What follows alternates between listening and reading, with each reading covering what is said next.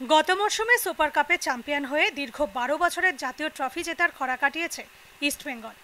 Team গঠন নিয়ে বেশ কিছু বছর ধরে বিভিন্ন সমস্যার সম্মুখীন হতে হয়েছে ম্যানেজমেন্ট এবং স্পন্সরদের, যার জেরে হতাশ হয়েছেন লাল হলুদ সমর্থকদের একাংশ।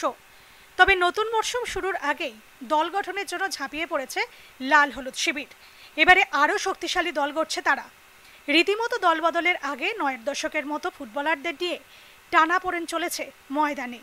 সোমবার বাইপাসের ধারে ইমামি কলকাতা সেন্টার ফর ক্রিয়েটিভিটিতে নতুন দলের ফুটবলারদের সঙ্গে আনুষ্ঠানিকভাবে পরিচয় করালেন কোচ কার্লেস কোয়াদ্রাত।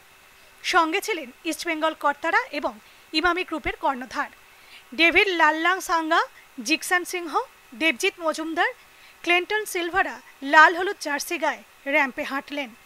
এরপর সুপার কাপের ট্রফি নিয়ে নতুন সিজনের জন্য ফটোশ্যুট করলেন।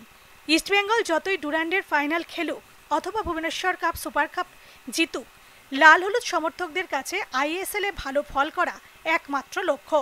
স্প্যানিশ কোচ কোয়াদ্রাত আইএসএল নিয়ে আশাবাদী। এদিন তিনি বলেন, সঠিক পথেই এগোচ্ছি। গত মরশুমে সুপার কাপ জিতেছি, এমনকি ডুরান্ড কাপের ফাইনালেও পৌঁছেছিলাম আমরা। তাই এই মরশুমে আমাদের নিয়ে আশা থাকবে সকলের। নিশ্চিতভাবেই যে সাফল্যের দিকে এখন তাকিয়ে রয়েছে ইস্টবেঙ্গলের অগণিত সমর্থকরা। আমিও নিশ্চিত আমার লক্ষ্য পূরণ হবেই। Bureau report, channel 10।